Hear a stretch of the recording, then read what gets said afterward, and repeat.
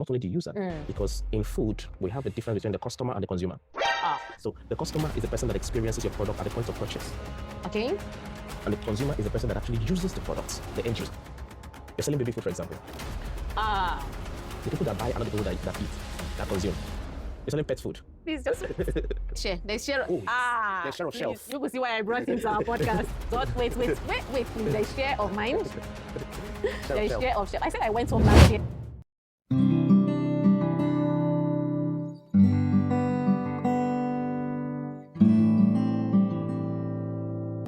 So, welcome back to the Quiet Learner channel, where we explore learning, leadership, faith, and real-world growth through honest conversations with people who are building quietly but intentionally. Today's guest is someone whose career spans global multinationals, emerging markets, education, food systems, commercial strategy, and Sub-Saharan Africa, and the Middle East included. So Victor Okeugo is a senior business development and commercial leader with experience at organizations such as Times Higher Education, Elsevier, Novozymes, Arla Foods, and GSK. And beyond the titles, Victor is also a father, a Christian, and a leader shaped by values, not just targets and goals. So Victor, welcome to our podcast today. Thank you so much for making our time. This is such an honor to be able to sit with you, talk with you, and let people hear all those things I've been learning from you.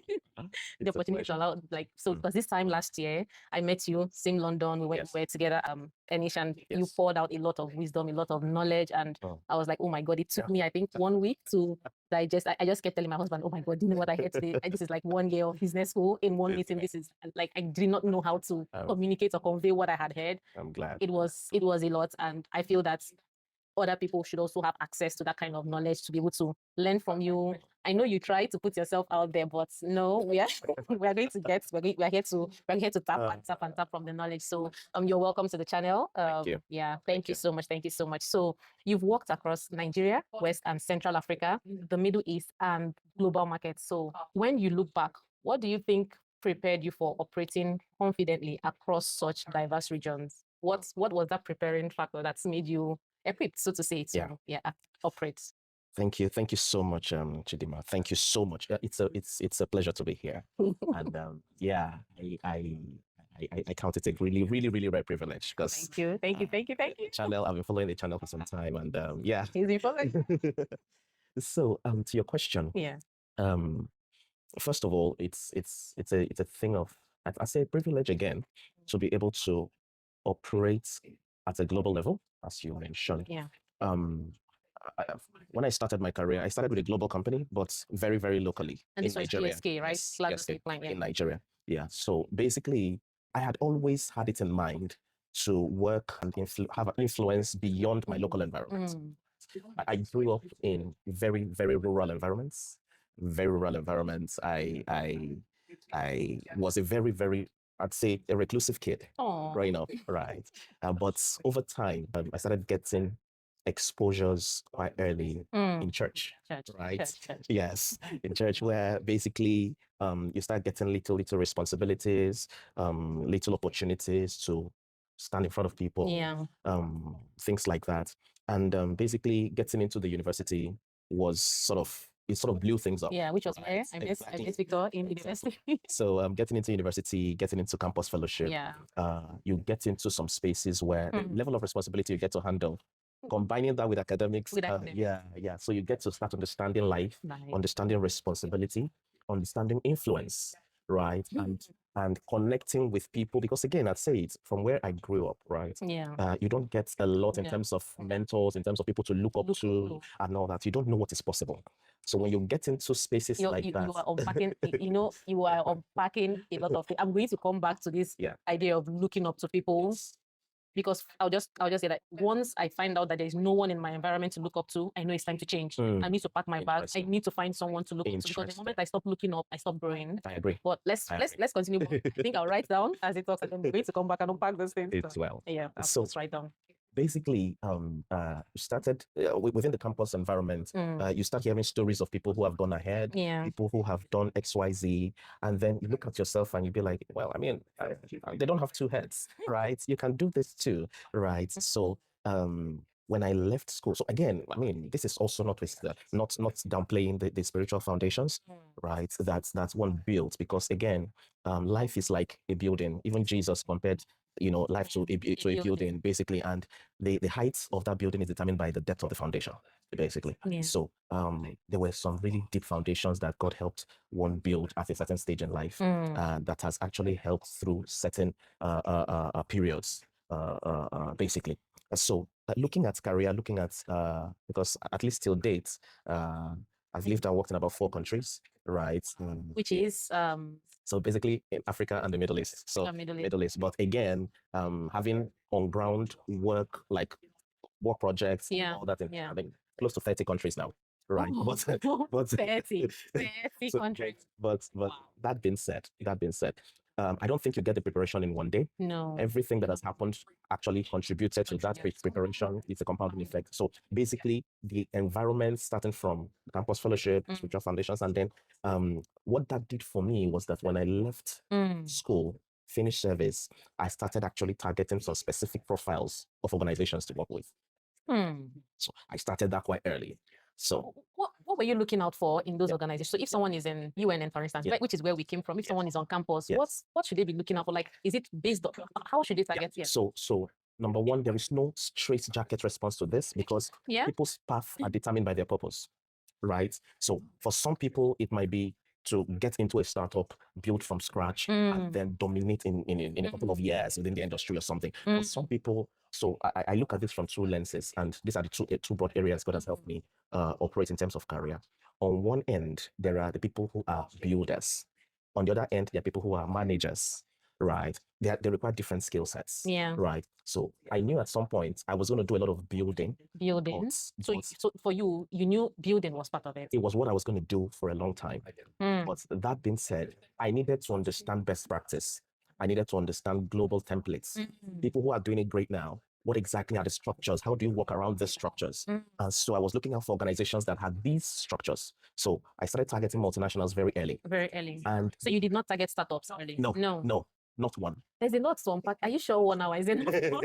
Okay, let's keep going. Yeah. So I started targeting multinational, and not just any multinational. There were specific types. Right. And like I said, it would have also been a lot of help at that time if I also, because after I left UNN, I was sort of, I think I entered a phase where I was alone, like I won't say alone, but I did not have those support structures on campus for a season in my life. So it was like, yes, you have had this support for some years. Now go out and actually test some of the things you've learned. So basically, I did like the entire mapping was just by myself. And I know that it would have helped if there were people around at that stage of my life. I would have actually gone further than God helped me. At least God got helped, but with the experience of people, I would have actually gone further. So most of these things, most of these decisions, most of these initial foundations, most of them were done based on the little exposure I had. Yes. So I don't know if I fully answered that question about you did, because from what you've given me, I have like 100 questions to follow up. Because what I'm picking up here is there's a place for planning. Yes. There's a place for hard work. Yes. There's a place for your vision and your passion to align with what you're targeting. When you said some people are builders and managers, I was like, oh, come on. Like, no. I literally sat myself down 2 days ago and I'm like, I think I'm more of a builder. I like to start things. But in this season of my life, I'm also teaching myself to start and sustain things.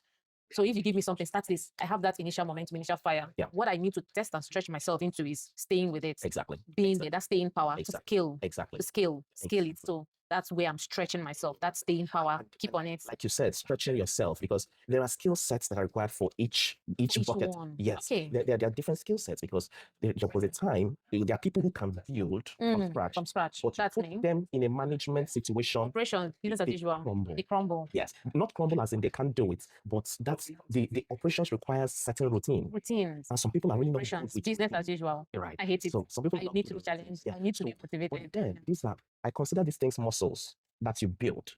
These are muscles. If you don't build them, you don't get strong in them. And nobody starts out physical exercise by lifting maybe 100 kg. No. Right. So basically, you start from small, and then you keep working those muscles. The more you work them, the stronger they get. Every capability in this life is a muscle. So basically, so you start working those muscles, and over time, before you know it, you start getting proficient at them. But if you try the first time and you fail, because you will fail, you fail, and then you shy away from it, you never get better at it. So basically, the people who actually do really great things in this life, people who really need to be comfortable with the art of failure. You need to be comfortable. Yeah, because that was an area where I had huge problems. I had huge problems because, like I said, I started out with an environment where I needed to learn how to manage based on structures. So I started as a management trainee in GSK. Wow. Right. So basically, understanding structures, understanding best practices, understanding how the corporate world works. Yeah. Right. And then, of course, from there, I had the opportunity to leave the country and move out to stay in the UAE, in Dubai. Right. Yeah. And of course, from UAE to Lebanon to Saudi Arabia, basically living across this, also working with, though in structured environments, working with startup projects. So it's like this concept of being an intrapreneur, where you actually build from scratch, but within established systems. So basically, that also helped me create that balance between building from scratch and also managing things to term, basically. So now, what I do now for organizations, at least for the last, say, at least for the last 7, 8, 9 years, have largely been helping organizations find their feet in Africa. So basically, an organization that's looking to drive, maybe they've tried one time or another to get in to Africa, and for some reason they've not found traction. Yeah. Basically, so I take their strategy, review the existing strategy, and then revamp that strategy based on my experience of the market. And I can say we've really had good success with the organizations I've actually worked with. So what I do now is helping build from scratch. Which is projects in a way, project management, because it's something that is new and will bring about change. Exactly. And then you still manage it to term when you say that it's stuck with me, because you're not looking at benefits realization. Exactly. That is the extended project life cycle. Exactly. So how I started, because most of my life has been largely commercial project management. I know. So basically, is that business? There's a question you're going to answer for us at the end of the day, because when I spoke to you last year, you told me the difference between marketing and sales. You remember that conversation? So I'm going to bring it back here, and we're going to learn from Victor. So okay, so let's go back to, you were talking about so we're talking about project and then benefits realization, which is the extended project life cycle. But you're saying that you started off as commercial project management. So I have done mostly commercial project management in various regular roles, right? Now, when I got in as management trainee in GSK. Oh, that was what you started. That was what I started with. So of course, we came in as commercial management trainees. So it was a case like we're given real life business issues in the company, and we're to build projects around solving those commercial issues, especially within the sales and marketing function. So more like frictions and pain points of the company. Yes. Okay. So that was what we're tasked to do. So wow. I mean, this was based in Nigeria, in Lagos. For some time, we had to spend time with the field sales team. So there were 8 of us that were spread to different regions, sub-regions within Nigeria. That's a lot, though. Yeah. So basically, I started from there, but where I actually started the core of project management was when I left Nigeria to the UAE. Still with GSK? No. Arla Foods. Arla Foods. And so basically, it was also similar because there were 5 of us, and 5 of us were sent to different countries within the region. Within the Middle East region. Within the Middle East. Yes. Wow. Yes. So to work with different departments. You sound like a missionary. Oh, I almost became one because that was a different conversation. Because I was having a conversation with the RCCG guys over there, but that's a different conversation. But anyways, what we did at the time was, again, at that time, Arla Foods was having what they call a project called, I think, commercial roadmap. For the region. So they were building out this commercial roadmap made of different commercial projects, right? So building like channel strategy, product strategy across the entire region. So what we were to do in my team, we were to go to a particular market, take one aspect of the commercial roadmap that was live at the time, and lead the implementation. Okay, implementation. So now when I say implementation, for example, let me use channel strategy for an example. Okay. Right. There was a regional channel strategy. Okay. Right. But that regional channel strategy needed a local interpretation in a market. So regional, it was regional in the Middle East. But you wanted it local in UAE. In a specific market. Okay. So basically, we'll take that project, localize it. So that included building out a local strategy. Yeah, there's this thing. Gina Getting always says. She says, "Culture eats strategy for breakfast." Yes, no, it's a popular saying. It's a popular saying. Yes, culture is strategy for breakfast. But so basically, we're to create the local adapted strategies, right? So now, the risk of this kind of project was that you could actually build something that was super, super beautiful on PowerPoint, but we did not stay long enough to execute, just like an external consultant. They call you to come and solve a problem. You solve and you have very nice visuals, and then you leave them to it. Basically, which is one thing I have seen a lot of companies trying to avoid. Exactly. They're trying to make their consultants more internal and integral, and after they've delivered that, they stay back. So yeah, talk is cheap. Basic talk is cheap, exactly. So basically, in my first project was a marketing project, and of course we were in the UAE, but the company had a medium-term plan to actually establish in Africa. So we're actually building out dairy food systems for Africa, basically. So using existing dairy to develop new types of, food products, eating occasions. So to generate new commercial value based on Arla Foods dairy products, basically. So basically, we built out that within marketing for Africa, and of course that involved visiting various African countries, sitting with food influencers, sitting with governments, with health regulation, and also understanding African food systems, basically, and how to innovate around them, right? So created a project around that, moved to Lebanon, and then I think the game changer was Saudi Arabia. So you've gone from UAE now to Lebanon and then Saudi Arabia. So the game changer was Saudi Arabia, where I finished the project in 4 months, and then I actually was tasked with driving a pilot execution. Wow. So normally I do management presentations after the project, and then I leave. But this time, after the presentation, I was asked to actually implement. Wow. In one city, basically. So basically, this was like a revenue optimization project where they have had a target for some time for the sales team, but for some reason they've had difficulty meeting that target over the last, say, 2-3 years. So the project was to determine whether that target was realistic, and if it was, what exactly would be needed to actually achieve that target without additional investment in sales infrastructure. So basically, it was an entire business process and optimization for the sales business in Saudi Arabia. So basically, that particular project taught me a lot in terms of ensuring that, you are not just making flat proposals and shiny PowerPoint decks. You're actually building out things that have real world implications. Boots on the ground. Exactly. This can work. Real world implications. And you need to stand by every projection you make. You need to stand by every recommendation you make and ensure that you're able to deliver on those recommendations. There's something I always say, if something only works for me, I don't think it's success. For me to say this thing is a success or is a strategy, it needs to be reproducible. If someone does exactly what I did, they should be guaranteed the same outcome. It needs to be scalable.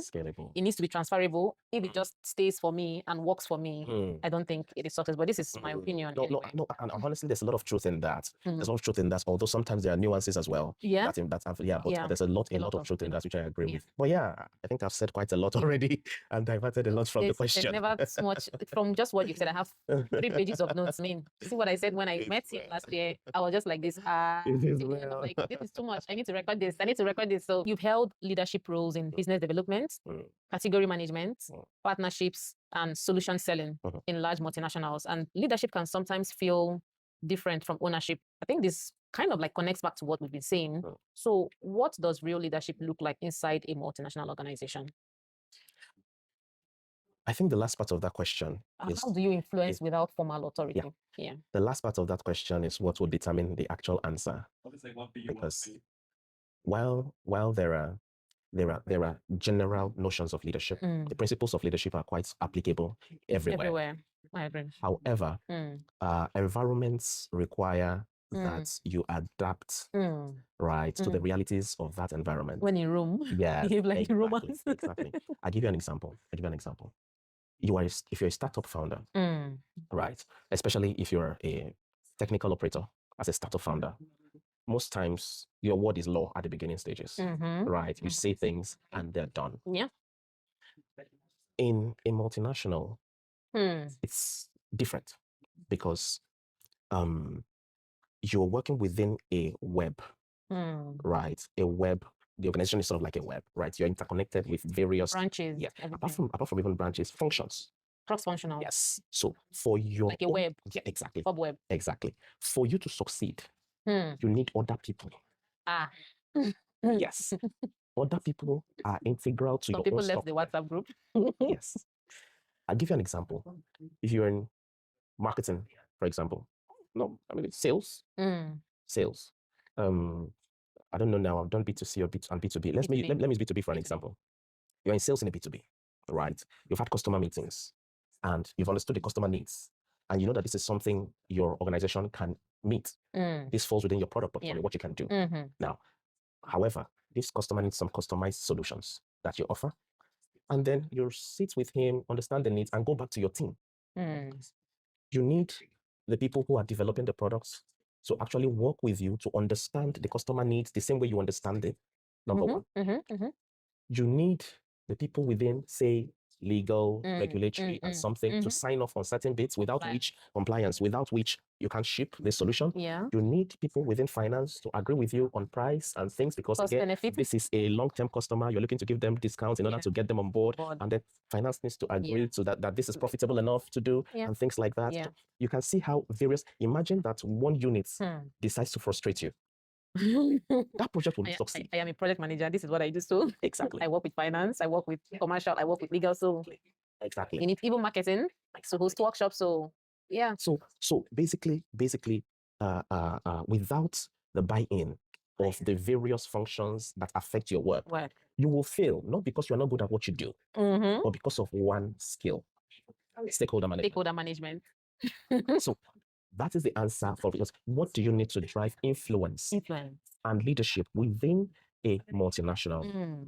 Stakeholder management is something you cannot ignore. You cannot ignore wasting your time. Yes. You are just wasting your time. And apart from the stakeholder management means understanding the people whose actions, whose functions impact on your role or impact on your deliverables, and then based on your understanding of them, managing them effectively. So basically, and that now translates to, remember we're talking about multinationals here. Different cultures, different climes, time zones, different regulatory and policy environments, different ways of working too. Exactly. For instance, in France, I think they start work by 10 a.m. I'm not sure. So if you're in the office by 9, it's rude, sort of like if you come before that time. But normally where you are from is different. Let me give you some very, very interesting examples. Have you tried to work with 4 Europeans during summer? No, like we have a stakeholder who is completely shut down in summer. They're not open. August is off. Just forget it.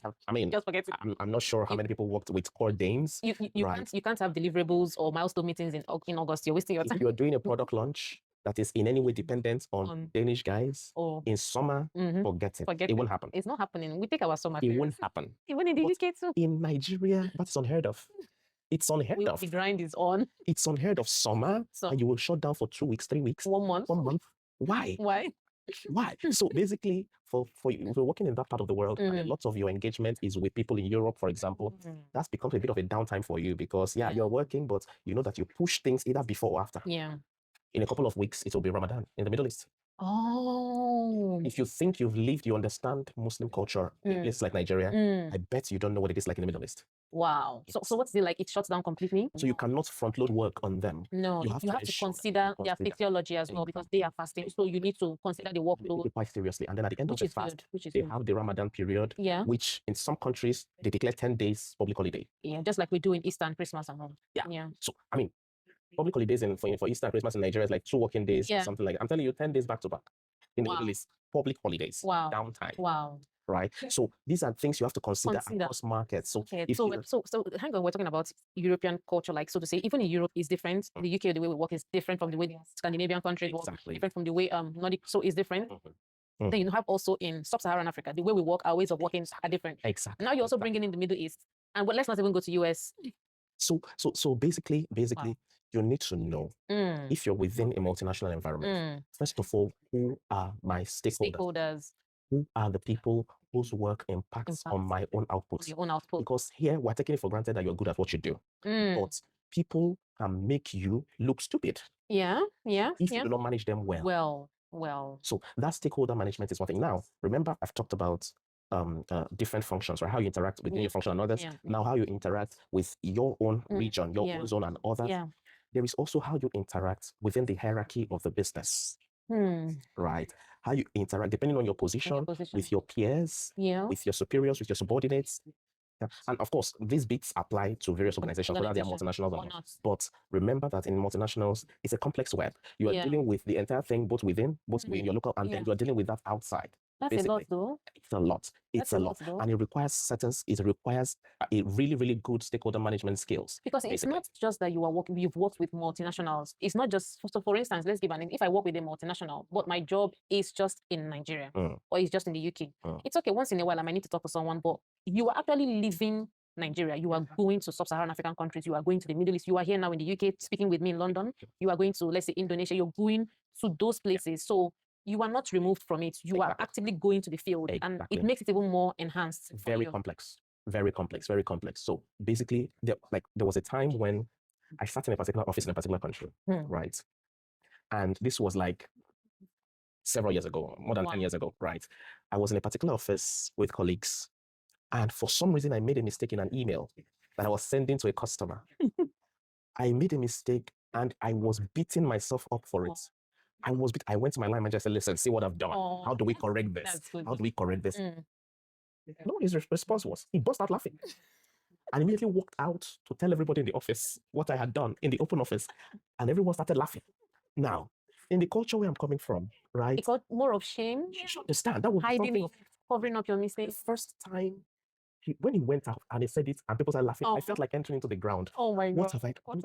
I saw that this is them. They're lighthearted about this kind of thing. Yeah. Right. And so I agree with you. Basically, like nuances in cultures are things that you really have to be swimming through and understanding and knowing how to manage. Saudi Arabia, for example, I was dealing in food products, dairy, basically, and we wanted to do in-store activations. In-store activations, basically, you put banners, you put pictures and all that. And then I designed a particular activation flow for some stores. And then I went to discuss with the wider marketing team, basically.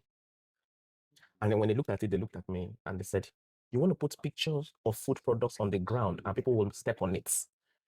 Do you know how bad that is? Oh my God. I said, how would I know?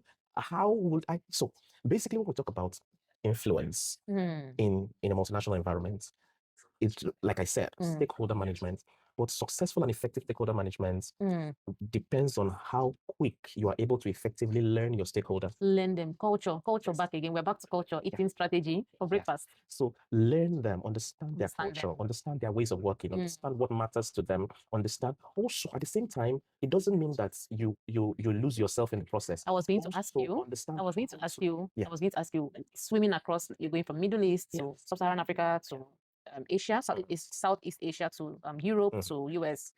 You're learning a lot. You're learning to bend, to adjust. To do you ever feel you are losing yourself in the process? So initially, I would say my formative years growing up as a child, I sort of learned to cope with life as a people pleaser. Oh God. Okay. And I had to unlearn that at some point in my life. Okay. Knowing how to actually hold my own. Hold your core. Understand my identity. Yeah. Who am I? Who are you? Who am I as a person? Yeah. Now, when you've built your sense of worth, understand your identity. Yeah. When you move out into these various I feel like places, I need to be writing now. Okay. when you move out into these various places, your strength of identity actually can withstand the force of external pressure, right? Sometimes you have to put your foot down in certain ways because they say respect is reciprocal. You offer respect, but you also demand it, right? So you offer respect, but you also demand it. Otherwise, the world is brutal. No. People will ride roughshod over you. Very, very, very well. Like the world, people are looking for who to lord it over. Yeah. So I think for me, respect is when people say, "Oh, I need respect." Respect for me, I give it like you're saying, and I demand it. It's non-negotiable for me. I come to that table, and you must bring respect to it. You can actually hold your love. I always tell people, I don't need your love. Actually, I just need that respect. Dignity as a human being. That's all. In corporate circles, love is not necessarily a factor. Oh dear. Respect is. Respect. But of those course, handshakes, yeah. Of course. Because with respect, we talk of integrity. There's so many things that come with respect. So exactly. Yeah. If in the mix you are able to get love along with it, oh dear, fine. It's a bonus. But if so, be true to yourself, be true to your values, because you can't. I wish I started this conversation on the basis of values, basically. Because be true to your own values. No, that's why this thing about knowing yourself, knowing your identity, having a strong sense of worth, sense of identity, knowing who you are, knowing your non-negotiables. Because when we talk about demanding respect, right? Yeah. Demanding respect, sometimes you have to compromise your own, but you know that there are values you cannot compromise. Can't compromise on this one. Don't touch it. Know your non-negotiables. Know the things you can compromise on to get things moving.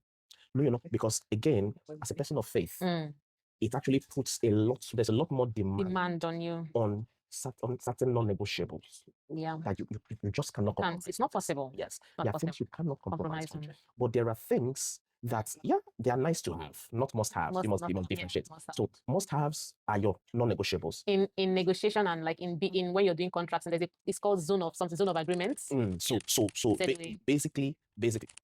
Okay, I don't want to give out too much in case my customers are watching this. So let me not delve into that, because there are things. Because again, when you go with proposals, right? So customer there are floor price regions where you can't go beyond this. But there are markups basically that I just keep this as my negotiation chips. Basically, let's negotiate around this. But you can't get below this. So that below is a foundational part of that. Those are your core values.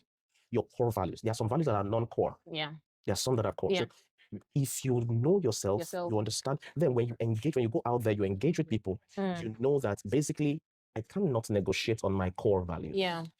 There are non-core that come along that, maybe, we can live another day, or if I don't get this today, I'll get it tomorrow. Those are things like, I want people to smile with me. I want people to, but even when they don't smile, if we do what we have to do, that's okay.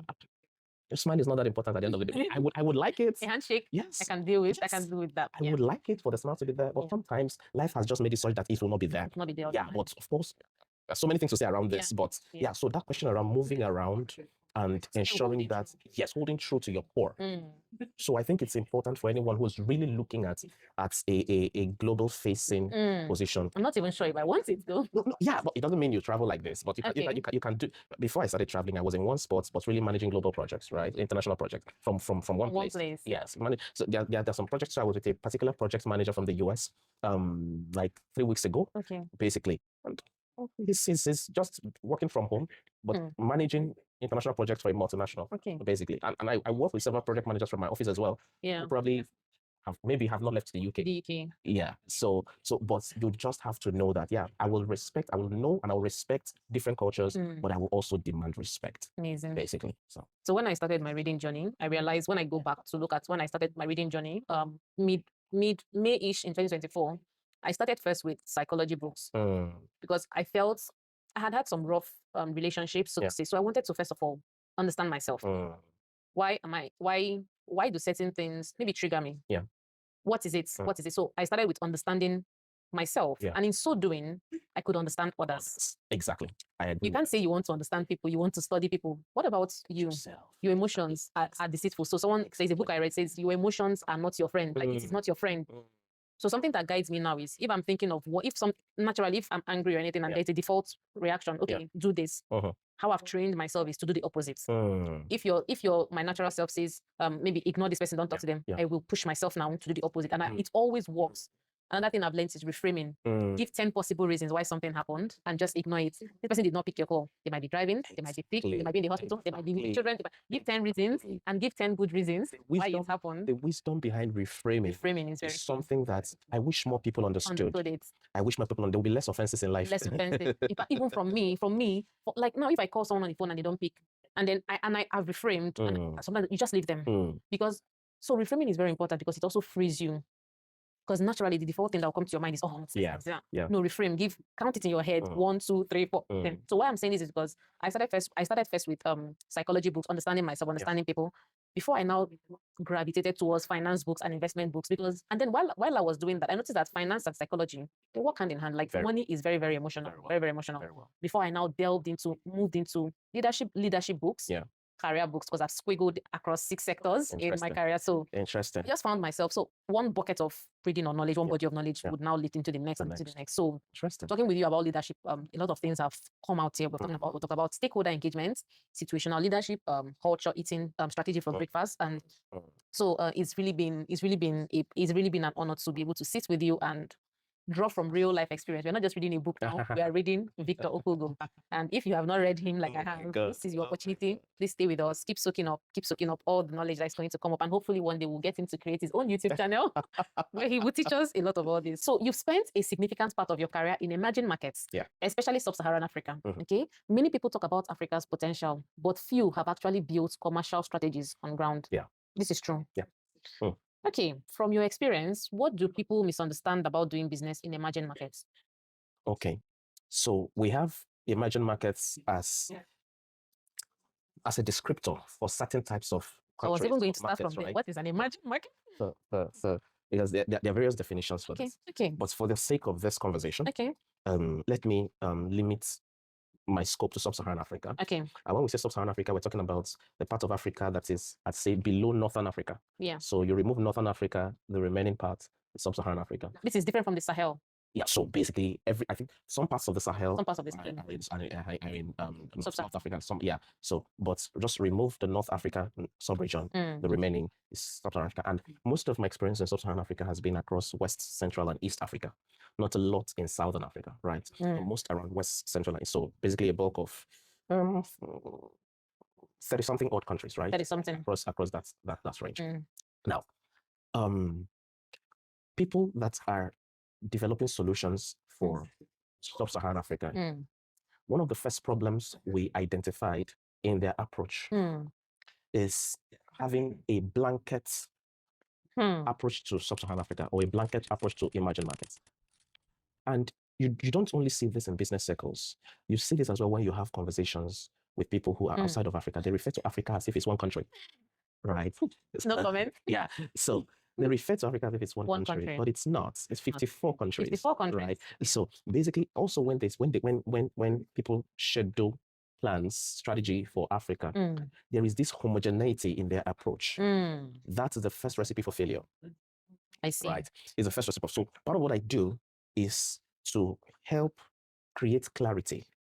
First of all, to the fact that your customers are spread in Africa, in Sub-Saharan Africa, are spread across different cultures with different realities, right? And really, in real terms, different economic environments too, right? Now, if I use an example from dairy business, right? Coming into Africa, because we started Sub-Saharan Africa from scratch. Wow. So we're based in the Middle East, and then when it was time to set up for Sub-Saharan Africa, there were 4 of us that started that business. Wow. 4. And by the time I left, I think it's end of 2018. Wow. Sub-Saharan Africa was roughly plus minus at least more than 500-600 people. Wow, you are really a builder. You are really a builder. So basically, with dairy, for example, if you are coming into Sub-Saharan Africa with a product like that, you have a whole lot of countries in front of you. Wow. The first question is, what are the needs of these people? And which of them am I adequately equipped to meet? Number one, when you've had a good assessment of need states of your customers, that will determine the product type. And it might be that you don't even have the solution. And you need to create something that fits the need of what. So the major problem with people who come into markets like this is that they already have a product suite, like a set of products, right? They are working forwards in terms of, we have this product, let's find a way to sell. It should be the other way around. The other way around. The needs. What are the needs of these people? And what solutions can meet those needs? And do I have those solutions? If I don't have, can I actually create around them? So it flows. It's not solutionary. It flows from needs. What you're saying now is just like stakeholder. When we want to do it, you have to, before you start a project, what are the requirements from that stakeholder? Exactly. And then you now start building use cases based on that. Look at the risk of not understanding need states. I give you an example with dairy, right? Now, we're looking to actually set up to have maybe hubs, like sub-regional hubs, West Africa, East Africa, things like that. Yeah. Visited Kenya, Tanzania at the time, looking to see how we can actually get a better understanding of the dairy opportunity. Wow. The products we're actually coming into Africa with as an arrowhead was milk powder. because milk powder, because that was what showed the greatest opportunity. Right. For the market. For the market, starting with Nigeria. Right. So basically, but by the time you go to East Africa, you see that their dairy sufficiency is quite high. Meaning they produce quite a lot of milk from their cows over there. So liquid milk consumption is really high. Liquid milk and milk derivatives is really high. In fact, in some of these markets, dairy is part of their cooking, which is not something you can say for West Africa, for at least English-speaking West Africa, like Nigeria. So basically, you then say, okay, if milk powder is my strategy for Africa, you've already started to fail in places like East Africa. That's number one. Number two, regulatory environments. Because of their milk sufficiency, they have created some protectionist laws for dairy, meaning that if you're importing dairy, the taxes you will need to pay will eat up every profit you hope to make. Profit margin is going to eat. Oh, wow. You're going to be running at loss, at significant losses. Except, okay, let me not go too deep, but again, you understand the differences now. But you come to a place like Nigeria, it's a different story. Dairy sufficiency is significantly low. Far less than 20% at the time. I mean, some data says somewhere around 10-12%. 18, maybe, Right? So that was then. I don't know about now. Now, secondly, the protectionist laws, the tax environment was significantly different. Right. So penetration was easier for Nigeria. It is, even without. Much easier. Right. Then, depending on your type of solution, there is also the challenge of distribution. Logistics now. Logistics. And while Nigeria, you might have clocked, you might have really, solved for products, you might have solved for compliance and regulatory. We're not even talking about product regulatory now because NAFDAC and the rest is another hill to climb. Now, logistics and distribution happens to be one of the biggest challenges in places like Nigeria. And not only Nigeria, some select African markets. As at then, with trains now, is it easier? Well, trains also have limited reach, unfortunately. That's true. It is right now. Because the biggest problem is in last mile distribution. Last mile distribution. And that is why even logistics companies are still finding out. I don't want to give like specific examples with some, so it doesn't look like. Logistics companies are finding that is their biggest challenge. Last mile. What gets it to the door? To the door. Okay. Exactly. Last mile. Yes. So that's their biggest. That's where the biggest challenge is. And companies have innovated around this in different ways. Some companies come and they appoint a local partner. Oh, okay. Right. So that will take care of products, brand management. You take care of logistics, distribution, and things like. I see. More like it's not disintegrating, but outsourcing it. Exactly, outsourcing. Giving it out. Or they'll just they either outsource it or they get them on as a partner. There's something that happens in the R&D space, especially in like formulations and products. So what some big companies do is they are not in charge of research and development. They are not in charge of all that like ground testing. They have some subsidiaries who do that for them. The moment that thing is like tested, they now take it with their brand and then they scale it and they've left that part of R&D. Exactly. So basically, remember when we talk about logistics, we're not only talking about like only logistics, outbound logistics, there's also inbound. So outbound is like taking the products out. Inbound, getting your raw materials and all those things, getting them in. Can I ask something? Yes, so, please. for instance, when you talk about logistics, let's use the powdered milk and liquid dairy analogy. For a country like Nigeria, where powdered milk is favorable, so to say, because of power supply and other things, with powdered milk, don't you think the logistics was easier because you're not talking about refrigeration? You just need to ship something powdered compared to, for instance, if you were to penetrate, which country did you call now? East Africa, where they're heavily into liquid, fresh milk. And now we're not talking about refrigeration. So how do you put those two together to look at which one, or is poor network, road network, key factor no matter what? So like I said, the realities differ per country. It's true that we're using Nigeria, East Africa, for example. But the realities differ per country, right? Okay. But regardless of the country, you will face all these challenges in some degree. Okay. Right? In one way or another. Some are worse than others. I see. Right? But you will find them in some ways. They're always there. Right? Now, come down to our example, right? Of course, in terms of actual practicalities, milk powder was quite easier to manage than liquid. However, so my role was also, after we started milk powder and everything, my role was also responsible for actually starting up the liquid portfolio, right? Sometime after the startup prosperous period, right? Now, that came with its own set of challenges. However, we started with liquid from a UHT perspective, not fresh. UHT is yes, for the ultra high temperature. Yeah, okay. So it's been pasteurized. Okay. And For the purpose of yes. So UHT and the milk that comes in packs, Yeah, in 1 liter packs, yeah. it can stay for we do have them. so it can stay for long life. months. Long yes, life, long yeah. life milk. Yeah. So basically they've passed through UHT treatment and now those ones did not need that specialized refrigeration and things like that until they were opened at the consumer point. Yeah. Right. But that also presented another set of challenges because all the milk we're selling at the time was produced in Europe. So the powdered milk was coming in bags and repacked in Nigeria. The liquid milk was coming fully prepacked. Wow. From Europe and coming into Nigeria. Yeah. One of the challenges presented, in fact, I have an example. An example that's nearly gave me white hairs on my head. Wow. Because at the time, you know that selling, again, this is another example of Africa being a diverse market. Any product you sell, which is a food product, a health product, a medicine, things like that, they need to have NAFDAC approval. Yeah. And a proof of NAFDAC approval is a NAFDAC number that must be on pack. Yeah. Now, but you don't need that NAFDAC number on the pack of a product you sell in a place like Cameroon, for example. Right? So basically, there was a time when I think we're expecting some products from Europe, a couple of containers of UHT milk. It so happened that there was an error, and product meant for Cameroon came to Nigeria.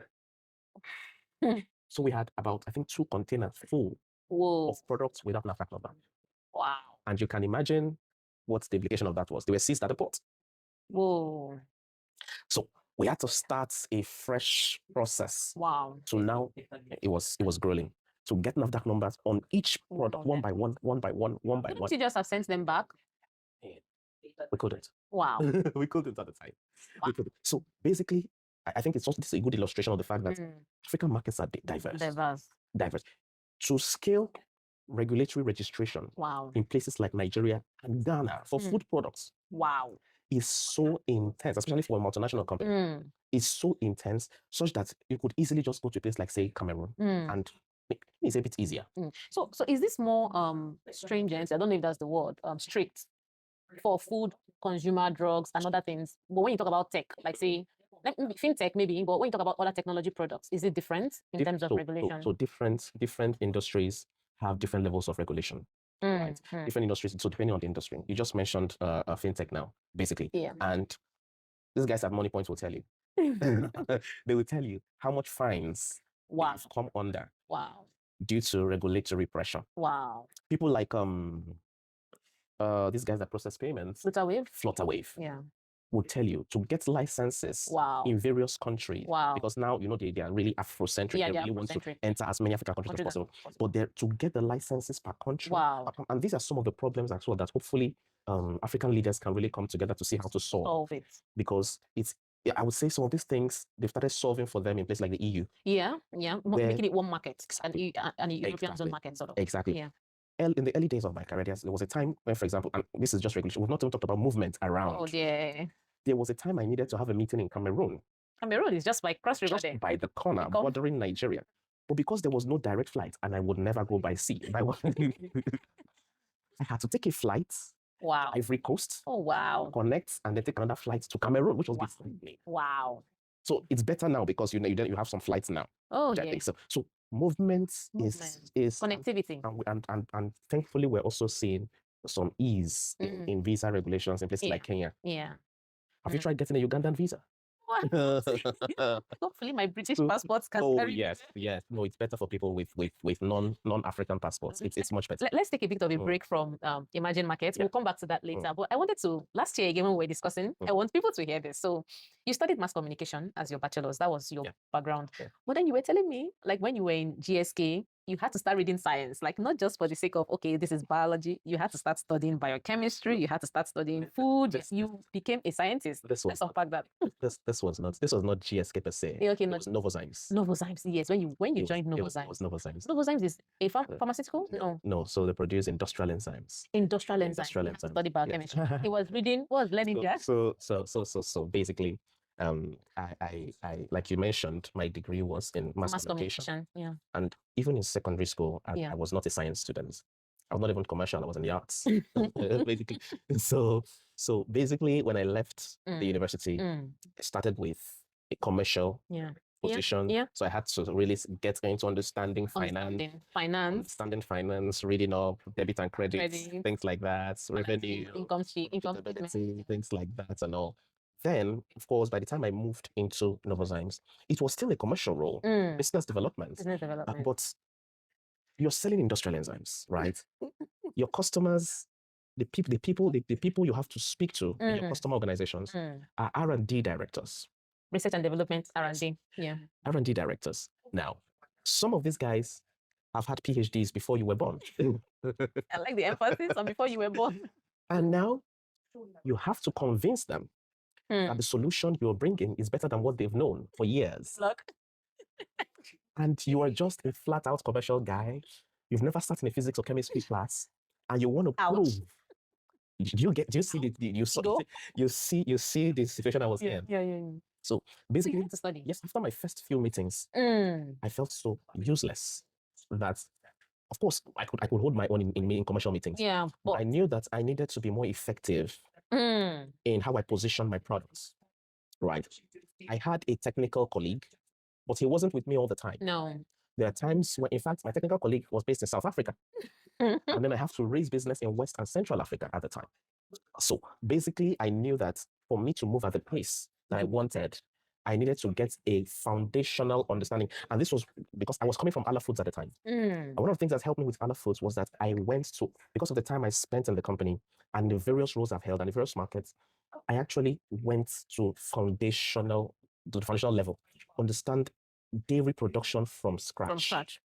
I visited the dairies in Europe, looked at how they did their work. Wow. I slept on a dairy farm, understood from milking process to factory process to warehousing to the shop floor. So basically understood. So boots on the ground. So for me, part of my secrets is wherever I enter, regardless of whether you are required to do it or not.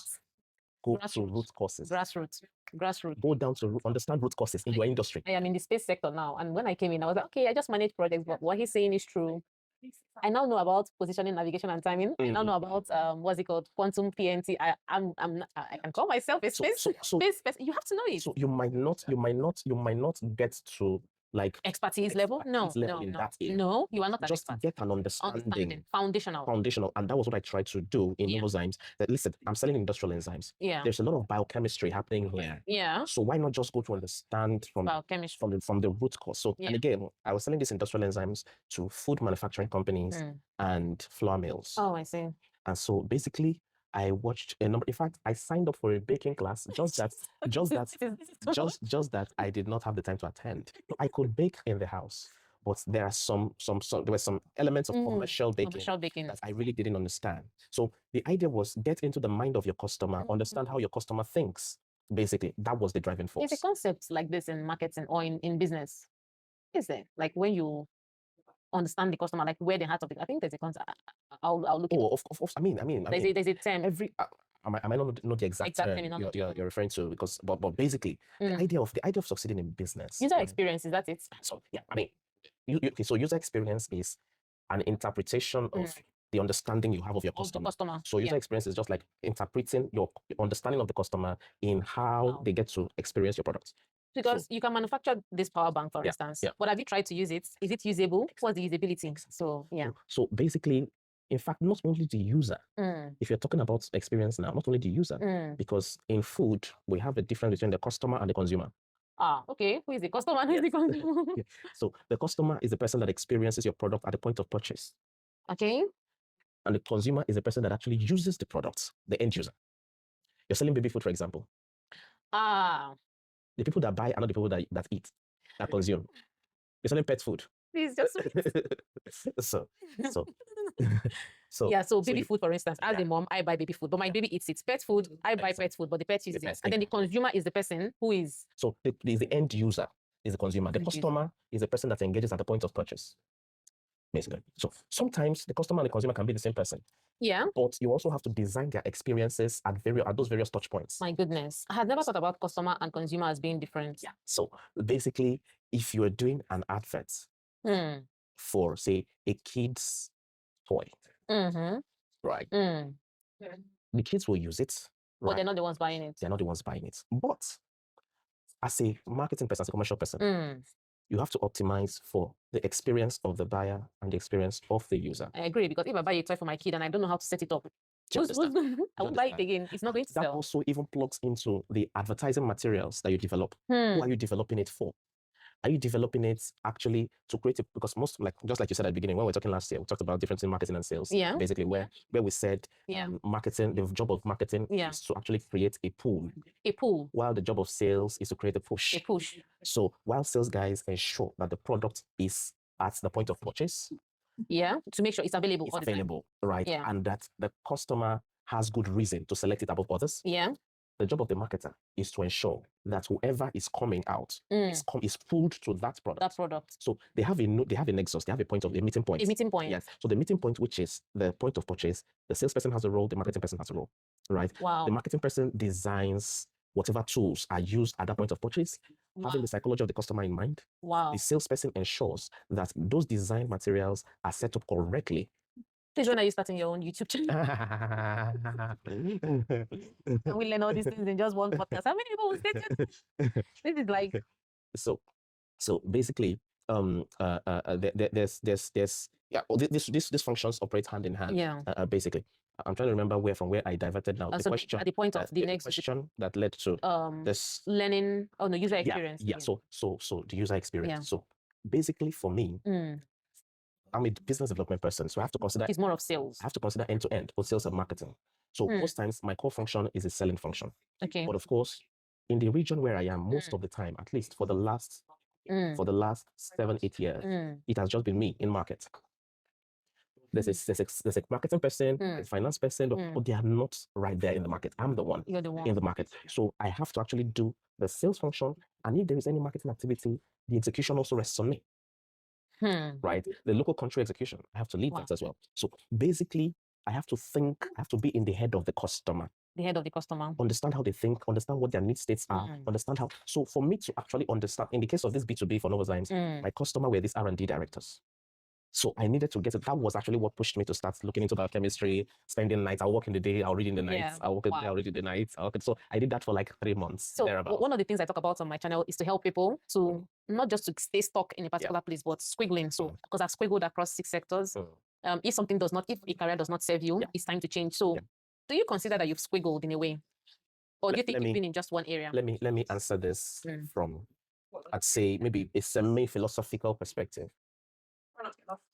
We are human beings. And our time here on earth is limited. You don't have forever on this earth. No. Your human experience, I mean, there is eternity afterwards. But there is the human experience on earth. I imagine myself, one of the things that drives me, I imagine myself at 90. Wow. Right. And I look back. I imagine myself at 90 looking back.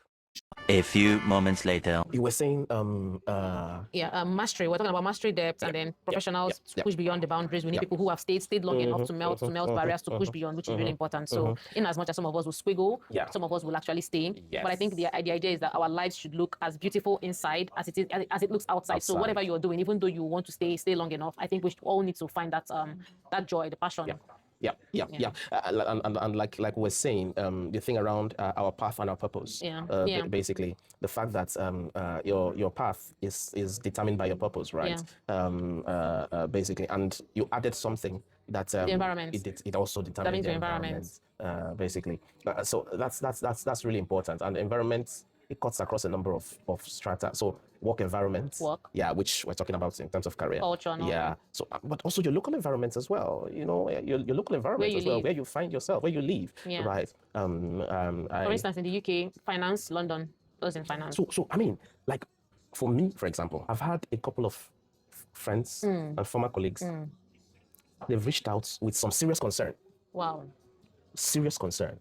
There's a particular friend that got super mad with me because I refused to relocate. Oh. Yeah. I think I'm among those friends, but let's continue. So I can understand yours though. So because, and there is every good reason. Someone, a friend who you also know, has in fact 2 people who you know have told me at different times and individually, not even collectively, that if they are thinking of people to actually leave Nigeria, that I am not outside their top 3. Oh. Right. And it's understandable because I've lived outside of the country. Yeah. And all that. So I came back. Yeah. But I came back. By the time I came back, if few colleagues, a few friends also came back with me to work in the country. Every one of them have left back now. They've left to different places. Right.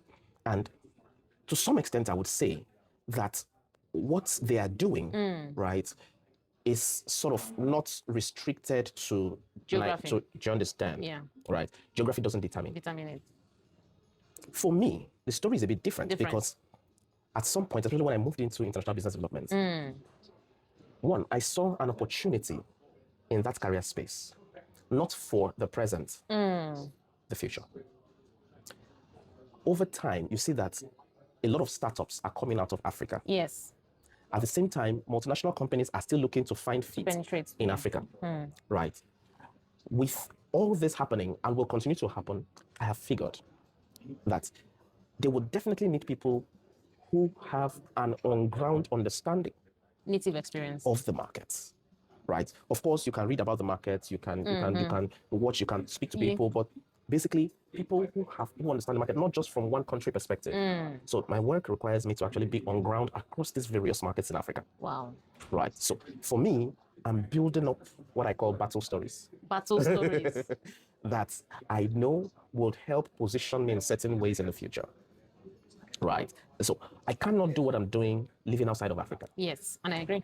So basically, what I feel is what I know I have to do has actually helped to determine my decision of where to stay. Your environment. Exactly. You know, I read 3 books about geopolitics last year, but geography more or less. So Prisoners of Geography, Power of Geography, and The Future of Geography. And recently, in January, I've read 17 books in January. And I'm 17? Yeah, 17. And in February, this is February 5th, I'm on my 21st book for the year. So it means I've read 5 more. Can we end this conversation? Let me go and think about my life. I read 2 books in January that were also about geography, so to say. Cocoa, about cocoa, which is Chocolate Nation. No, was it Chocolate Nation? Yeah. And then God in a Cup, which is about coffee. So I got to understand Arabica coffee, like farmers, how the supply chain. Farmers are the worst off in that supply chain of coffee. So normally farmers, whether coffee, cocoa, those countries that are supplying those raw materials, we are usually the worst. We get the worst bargain. So when you're talking about cocoa, now you're talking about Ghana, Nigeria, we supply like 60% of the world cocoa. And then the suppliers of those raw materials are not even the consumers. Wow. The West, the global North, consume chocolate more than us. So I just got to understand a lot of things. Who is benefiting more from that? So geography, so like you said, geography determines a lot. Prisoners of Geography would tell you that some people, by virtue of where they were born or where they live, they're just circumstances or some things. Like if the same person was born in a different country, they would have different outcomes. So somehow we are prisoners of geography, even down to wars, geopolitics, geography, like mountains, rivers. So before I look at the news, I should always look back at geography shapes a lot. You see, you raise when you give these instances, it brings up something else that I just feel. We will keep talking and talking and talking, and you see this thing about geography. Yeah. Something has been in the public spaces over the last say 5 years thereabouts, where people do interventions to rural areas and all that. There is a thread. This statement people always make, where they say, talent is evenly distributed, but opportunity is not. Right. Talent is evenly distributed, but opportunity is not. You would be shocked at the insane capabilities of some people living in some of the world's ignored areas. Deprived areas. Such that if those people were to be born in more developed places, they'd be doing really incredible Smashing things. records. And I felt like this when I left Nigeria for the first time. In fact, my boss, when I was in Saudi, my boss had to call me. He's Romanian. Wow. Radu. He had to call me. We sat down. He said, Victor, you are selling yourself short. Aww. You are selling yourself short. I've worked with you for a few months, but I know you are selling yourself short. Wow. Come correct. Come with your full chest. In a matter of saying. Correct. Because You're not hide. Don't hide. Because it feels like the way you work and the way you really listen. Anything anyone here can do, you can do more. They kept telling you can do more.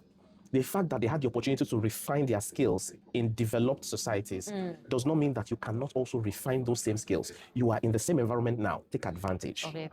I'm correct. So he kept pushing and pushing. I think sometimes we try to, so I was listening to Dupe Olushola's video on Instagram. She was like, humility is not an excuse for lack of visibility, sort of. There's a right way to be visible, humility. We used to call it humility. Thank God you remember. Humility. It's not humility. Come correct. It's not humility. You are doing good work. Who knows about it? Visibility. So people who we see that have opportunities, it's not that they're the best. We just know what they're doing. If I want to buy something, who am I going to go to? The person I know. Comes top of mind. The first person that comes to my head. And this is actually what marketing tries to do. To put you first on people's minds. Because part of marketing metrics is TOMA. Top of mind awareness. Wait, this is page 1, 2, 3, 4, page 5 now. So TOMA. So TOMA is a key marketing metric, basically. Top of what, sorry? Top of mind awareness. Right. So basically, whoever gets the opportunity is whoever you are able to remember first. So part of what brands try to do is to get share of mind.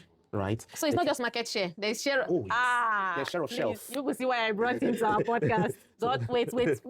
There's share of mind. There's share of shelf. I said I went home last year, and I was like, this one. I've done how many business schools, and I've not heard of this. There's share of pockets. Okay. So, please. There's market share. Let's leave it at that one. So. God have mercy. So. It's always a blessing to be able to sit and I mean, I came here to do a podcast, but you can see I'm learning like to learning, there is no end. And that is why this channel exists, the Quiet Learner platform. Okay. So basically, brands compete for this mind share, right? Wow. And basically the one that's able to, I don't want to make this a very marketing conversation. Yeah. So when a brand starts winning, part of what they've been able to achieve is stickiness in your mind. They stick to it. Right. Coca-Cola sticks to my mind. And that stickiness, apart from your experience of the product, right? Because that's part of what determines stickiness. Apart from the experience of the product, there is also repeated exposure. Part of what drives stickiness. Repeated exposure. How do we even define learning? Because this is the Quiet Learner platform. So learning is consistency. So basically, that is why you have at kindergarten level, you have principles that are encoded in songs. And those songs are repeated again and again. Repetition. So basically... And the brain is wired to. Yeah. They keep exposing. There was a time I was helping my daughter in her homework, right? And I was expecting her to know ABC. And then my wife came to tell me, says, there's a reason why this topic, they treat it in their school over 6 weeks. Wow. The same thing. Repetition. And repeat. So we came to this point from the point of exposure. Yeah, exposure. Right. Repeated exposure. Repeated exposure. So basically, it is super, super, super important. So because I used to always wonder, I'm watching UEFA, Champions League, Premier League. Why am I seeing Coca-Cola adverts? Why am I seeing let's say Emirates? I will fly. Why are they here? They're not there to get more customers. They're there to remain in our mind. In fact, those are even the obvious ones. Okay. There's what is called subliminal advertising. Right. Like covert. Where you will not know they are advertising to you, but you'll get it. Like they could embed, maybe they have like a cloud design, right? What you're saying is a cloud, but they've embedded that cloud in the shape of a brand. They are selling to you without selling to you. So they did not come as that brand. It's in a slight shape, not even in exact shapes. But by the time you are leaving that place, the first thing you're thinking about is that brand. You don't know why. There's a particular movie, I've forgotten the name, a particular movie where there was a bet, right? Some people were on a stand watching a game, right? And someone was like, think of a number, right? Think of a number. If I get it correctly, you'll get this amount, right? This guy had positioned someone, like several people in the stands, wearing jerseys with that number. Wow. He had told the mascot didn't even know, to wave that number. This was throughout that game happened towards the end of the match. But throughout that match, the person, they were watching the match, the person had been seeing those numbers in different forms, different places, So when they got to the game, when they got to the part of the bet, this guy says, okay, think of a number. And then he mentions that number that he had positioned on. And he was correct. Wow. So that's how some of these advertisers, sometimes they're advertising to you, but you don't even know. You don't know. There's an entire textbook on this. Bombarding. There's an entire textbook. So basically, that's how the world works. Unfortunately, some people have bastardized this. And that's why you see in some workplaces, some people start valuing visibility over substance. Over substance. Because they've seen that only the visible people progress. Only the visible people get opportunities. It's sad, but that's the way the world works. And it's your job to position yourself to be visible and not to hate on those who are visible. Exactly. That's just human nature. Exactly. I understood this by reading some books like The Laws of Human Nature, 48 Laws of Power. Positioning, visibility is very important. You might be doing all the work, but if no one knows what you're doing, so don't hate on that colleague who is visible. Position yourself. There are many ways to be visible without appearing offish or being braggarty or anything. You can do it in a very clean way, in a very, very godly way, so to say. All right. So visibility, think of people like Esther in the Bible. There are many people who position themselves visibility. If you do all the good work and no one knows about it, human beings, we are wired, we are networks, we are relational human beings. If nobody knows what you are doing. Just one point on this, you know, part of my work currently has to do with engagement with university leaders, right? Wow. When I speak to university leaders on this aspect of visibility as well, part of what I illustrate, part of my illustration is that this thing about visibility and not caring about visibility feels like you've done good work, like a masterpiece, right? You painted a super strong, super beautiful masterpiece, right? You put it in an exhibition hall and you switch off the lights. So people are coming, they know there's a painting there somewhere. But because there is no light, they can't appreciate the mastery that has gone into that work. Basically, that's how it is. You have a beautiful painting, but it is sitting in the dark. Wow. Basically, that's how it is. So what books have you read so far, like throughout your journey? I know you're a man of books, you're a man of prayer. What books can you tell our viewers, even if it's 1, 2, 3 books, see this book, this is my go-to, this has helped me, I've returned to read it, or this changed or defined moments in my life? 1, 2, 3 books, 4 books, whatever. Where do I start? So it depends now on sectors. Much of what I have focused on in the last 3 to 5 years, there's been quite a lot of professional books, a lot around marketing, a lot about understanding metrics, and there are quite a number of them. Right? However, if I want to talk about some of the books that influenced me foundational, like it's so basic, you'll be shocked. Please. We're here to be shocked. It's so basic, you'll be shocked. Okay, so the author now, just his face is in my mind, but his name now just skipped my mind right now. But is very popular, very popular guy. Gifted Hands. Oh, Ben Carson. Gifted Hands. So number 1 book, Gifted Hands. I read Gifted Hands too. This was, when did I read? I'm trying to remember the year I read this. 2007? No, or before that? Before that. Oh, okay. Before that. This was like a long time ago. I'm thinking 2004. 2004. Thereabouts. Yeah. Ben Carson. He's a neurosurgeon. Yeah, he's the one that separated the first Siamese twins ever. Black African American or Black American. The impact of that book on me. On you. I can't finish saying it in one sitting. Do you feel you owe the world the book? Because one of the things people tell me is, Chidima, you should write a book. And I'm like, not yet. And I'm about to review the book by Jane Egerton Idehen by the end of this February on Be Fearless, you know. Be Fearless. Just do what show. I'm going to review that book. Do you feel you owe the world the book though? So if there's one person that has hammered this into my head, it's my mother. You do. I do. But for me, I am very measured in how I want to. I don't want to be prescriptive about life. Of course, right? Of course. So I don't want to be prescriptive to say, oh, do this, do this, do this. If there are books I will write, I know that. Yeah. In fact, there was a time I actually started building out a manuscript for a book in a particular area. But I looked at it again. Maybe it's just my head. I looked at it again, like, let me gain a bit more. That looks like imposter syndrome, right? More mastery in this area. Yeah, but I know. I will. I do feel that I will owe the world. And even before the book, this thing you said about just like a platform to share knowledge, YouTube channel, things like that. See what you said about marketing. This is 100 videos. This is 100 videos. Like seriously, we. So for me, I noticed what made me to start this channel. I've achieved, like I've been high achieving, been on BBC, published in Nature. Like I'm like, at what point do I stop? Just like this pursuit of achieve. But at what point do you stop and find more reason to be in? So Ikigai is one of the books that I've read that have really been helpful. When your passion, your purpose, when they align, where is that Ikigai for me? So I have a 9-to-5 job. I'm really happy at it. But I noticed noticed that there's an element of the job that is like I'm missing public engagement, and I do love talking to people. I came to London to meet you, just to talk to you without any camera. I love learning from people, and I love learning quietly. And I've read 90 books in 18 months. I do love learning. To learning, there is no end. This is intense. And someone came to my WhatsApp status and like, every day you're here, you're showing up every day, you are consistent. You book number one, you need a YouTube channel. People, he taught me how to upload my first video. He came and dragged me out of isolation. I'm like, people need to hear what we are. And that was how I started. And I think so far we're at 4,000 subscribers in 2 months. So wow. We don't know how much we hold. I think we're always waiting for, okay, let me achieve this next. But where we are now, if I knew what I knew today, I would have started a channel even when I was doing my PhD. For a channel that grows with me. There's someone there that can learn and be and aspire. And this goes back to what you said before. Whenever I'm in a place where I'm the most celebrated, whenever I'm in a place where everyone is just looking up to me alone, I want to shift from that place because I need to look up to people. Because if I'm not being celebrated, those people will outgrow you one day because you are like a target, so to say. And when they get you, there's no more use, so to say. They will outgrow you, or you even start declining. It gets in your head. So I quickly jump, I move. I need someone to look up to. I want someone who I look up to and strive towards growing and stretching myself out of my comfort zone. I think there is something. So I hate over celebration. There is something to be said here, added here to what you said.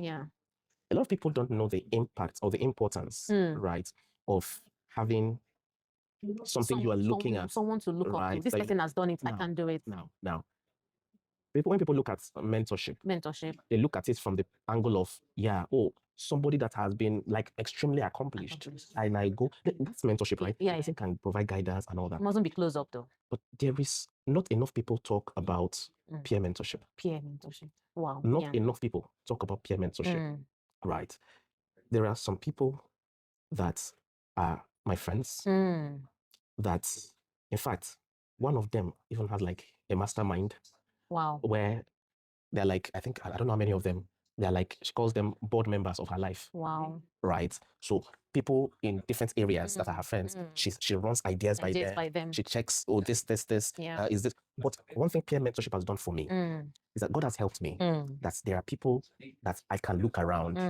Look at you now. The times we were doing BBC, you were doing all that. Like, there are people that are around me. Yes. That they are till tomorrow. They may not know how much impact they've had on my life as it is today. Do you know why? I told you I come from a very, very back of the woods place, right? Growing up, right? We don't have enough time to describe. Yeah. However, in that area, what was the highest possibility to me was what I could see. What you could see, what your mind can see. And then when I mentioned that I wanted to write JAMB and I chose University of Nigeria and Nsukka, 90% of the people I mentioned it to, they laughed at. They were laughing. It seems you want to write JAMB 50 times. So, it seems you want to write JAMB 50 times. So JAMB is like the entrance exam to the university, right? It seems you want to write this exam 50 times because why can't you choose a small polytechnic around that you can easily get admission to? The meeting mind, because that's the environment. Every single person, I'm not no exceptions, every single person around me at the time, the highest academic qualification was an ND, ND2. Yeah. That was the highest around in my local environment at the time. There was not a single grad. So basically, when I moved in, when I broke that mold, I moved into soccer. That was why I mentioned that in the university, I now saw a lot of possibilities. Wow.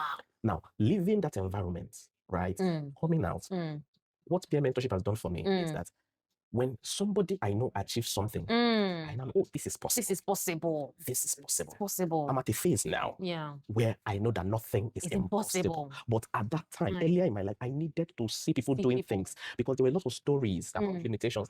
You are black, you can't use it, this can't happen for you. Before I moved into international business development, I had sat with a particular leader in one of the companies I was working in who told me he doesn't think I had the ability to do this job. That, in fact, he wasn't even hiring Africans for this international business development. Basically, people were coming from Europe to do international business development for Africa. So basically, it's important to always be in situations, in environments where you know people. It doesn't mean you put pressure on people, but identify people that are doing great things. And also, when it's happening for them, you also know that the state of your heart is important. You cannot have bitterness, jealousy, envy. No, let it be growth. Let it strive you to have grow. A growth mentality. Growth mindset. People doing things, look at it as an avenue for possibility for yourself. So it happens for them. But it can happen for me. Rejoice for them. Rejoice for them. So yeah, let me hold it here. Yeah, that's very important for me. Whenever I see someone doing something, I'm like, oh my God, this is possible. For me, I don't know the last time I felt jealous. No, it's happening for them. That's good. It means it's possible. There is a realm of possibility. The way that thing expands your mind. Oh my God, this is possible. This person has. I have friends who are multimillionaires. People are comfortable to tell me how much they have in their bank account because if there is one thing they know, it's not that I don't care, but it does not affect. Exactly. Why will I be jealous? It's possible for you. It's possible for me. And it opens your mind to say, oh wow. Okay, and if they are gracious enough, they will tell you their blueprints, which they are. And then that's why I said at the beginning, success is repeatable. It's reproducible, it's transferable, and it's scalable. If it can work for someone based on those guiding principles, if I follow those principles, all things being equal, it should work for me. Exactly. I like to separate success from grace because in the realm of the supernatural, miracles happen. But when we talk about principles to success, prayer is a key. Studying, learning, networking, relationships, these are keys that if it worked for these people, then it can work for me. There's something said that your first 100,000 pounds is the most difficult amount to do because once you break that limit, the principle of compounding, it has an exponential. And this, I've seen how people have gone, how their pathway to. And if you are not that person who celebrates people, if someone cannot feel free to tell you I have $10 million in my account, then you can't know those possibilities. You can't tap into that realm. So people need to be comfortable around you, to share their successes around you. And genuinely, you say, I am happy for you. It hasn't happened for me, but I'm happy for you. And if you are gracious enough to teach me, I am here to learn with humility and with everything. So I think there's a place of people need to be comfortable. There's some people I cannot tell my success to. I cannot because I know they don't have the capacity to hold it and not be threatened or not to. I can't share with you. I can't. Okay. That's why you see people who are successful tend to work together more because they are open. When my friend told me he had a multinational, that was worth multi-million, he was open to tell me that because he knew I could hold that space. People who are, you see people who are successful, they are drawn to each other more because there is, at that point, it's now collaboration. We are working together to help each other, to enhance our capability. It's no competition here. It's nothing. It's just collaboration. You see, all this. Two forces meeting together. Around this peer mentorship I'm talking about. Peer mentorship. I'll write that down. Peer mentorship. I do not think we have explored the possibilities of peer mentorship enough. There is so much that we can unlock just by getting peer mentorship right. I'll tell you something. So when I started my investing journey, this peer mentorship came into place. I brought people who are like-minded like me, not naysayers, and we started building our portfolio. I know how much we achieved in 2 years, just having people who you're accountable to. Okay, I've invested this, and there's no competition, nothing. Then when I started my YouTube channel, when I had got to 1,000 subscribers, I immediately brought in people who I knew wanted this. This is why I'm telling you, because when you are in the same niche with me, you will help me grow. It's like we're in the same ecosystem. You are fueling, feeding each other. You come on my podcast, I can come on your podcast more. And okay, for instance, you're doing this interview on my channel, and then you want to mentor someone, and you say, okay, go and watch this video. You are sending someone my way. It's reducing the amount of time you spend in mentorship. For instance, I have a lot of people who I mentor.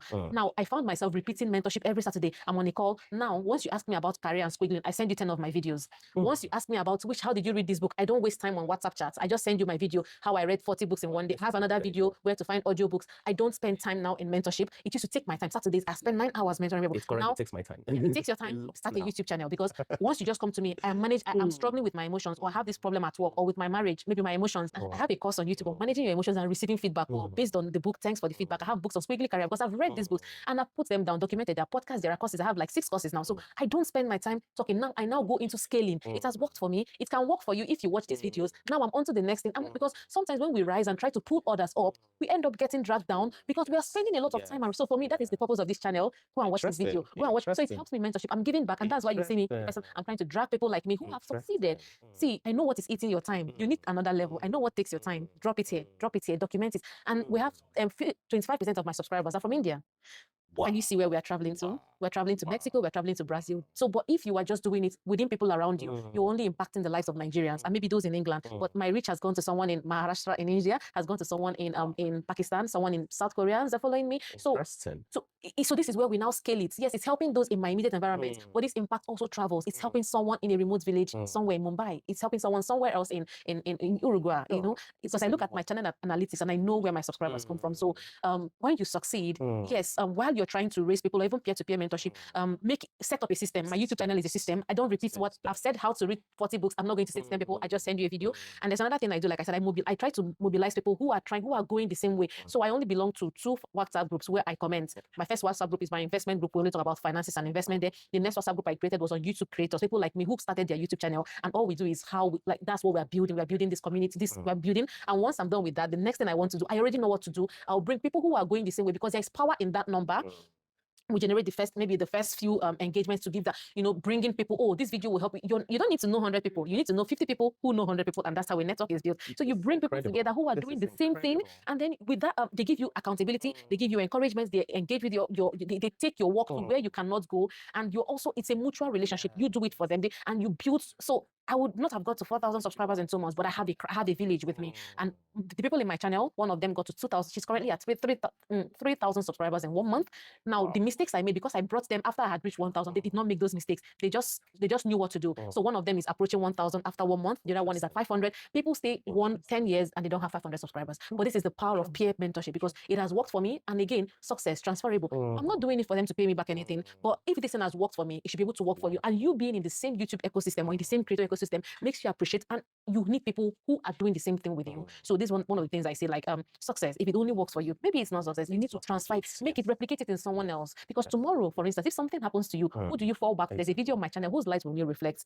Yeah, so there's a lot to unpack about relationship, peer-to-peer mentorship. So we talk about mentorship. It's not just looking up to people. That's good. But peer, the future celebrities are your friends. Exactly. They're your friends. Build with them. Some of the access that I have right that now. are below you too. Keep bringing them up. Some of the access I have right now to some places that are helping my work are because of the people that I probably built relationships with 10 years ago. 10 years ago. 15 years ago. That's far, you know. So about the ones below as well, right? Yeah. Like I said, if we focus on talking about peer mentorship, that's another podcast topic. So I think so far we've been able to cover your career, a bit of a squiggle, not so much in terms of roles, but squiggling across different sectors. We've talked about emerging markets, we've talked about branding, we've talked about marketing, we've talked about career proper, like career and what it entails, and we've also gone into relationship and networking. So 2 hours. It is well. So this is a Netflix. This is Netflix and chill podcast, but it's been a lot. It's been as usual. It's been incredible having you here, drawing these insights, so you can see what I saw when I came to London in January. I learned a lot myself too. This time I came prepared with my notebook to write down all the things that he had to say today. So I will definitely need to watch this podcast myself to be able to glean back some of the things, because I also learned, I'm learning a lot myself. So thank you so much for not just sharing your career journey, but your values, your faith. Even when you mentioned your daughter, one of the questions I had was fatherhood, but you mentioned it effortlessly during your conversation. Fatherhood, your perspective on leadership, which is stakeholder management and situational leadership and cultural awareness. So for everyone watching, if this conversation added value, please kindly share it with someone who you think would benefit from career advice, marketing, leadership, emerging markets, maybe a brand trying to penetrate Africa. You know who to go to. Victor Okeugo. Victor, where can we find you on socials? I know LinkedIn. Victor Okeugo on LinkedIn. So I do more of LinkedIn. LinkedIn. I know that's where we can find you. So LinkedIn. My other social media I've probably not updated for years now. Yes. For years. So I'm more focused on LinkedIn. Yeah. So Victor Okeugo on LinkedIn. So if you want to find Victor on LinkedIn, you want to penetrate Sub-Saharan Africa, if you want to take your business global, culture, eat strategy for breakfast. I actually consult for some companies. You do consult. So he's also into private consulting. Please, if you're trying to push your brands, maybe you are a company or a multinational in India, in Mexico, because I have people watching from Uruguay, from Australia, New Zealand. Yeah, we have Australians and New Zealanders. If you have a brand, a company, and you want to push it into Sub-Saharan Africa, Middle East, this Victor is your go-to guy, proven strategy for over 15 years in the market, boots on the ground, delivering results, not just hype, not just vibes, but real results that speak louder than whatever. So thank you so much for coming on our channel. Hopefully this brings more people your way, more business your way, and more visibility your way. And we are looking forward to that YouTube channel, because we are going to I'm going to be on your neck. You know me now. I won't stop pestering. Please I need to learn about marketing. I need to learn about branding. I need to learn from you, because who is the best textbook for me? Yes, please. You owe us a YouTube channel. I'll think about it. Oh my God. Okay. I thought it was going to be a definite yes. I'll think about it. And if it's a question of time, I can help with that. It's just a question of you want to do this, and we'll take it from there. Like really, we can help with a lot, scripting, whatever. Yeah. So great.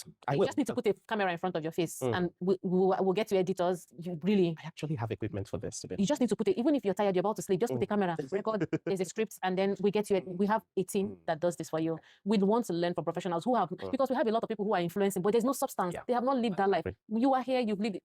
You just need to put a camera. No matter how the video is, as long as we can hear your voice, we'll just run with it. Seriously.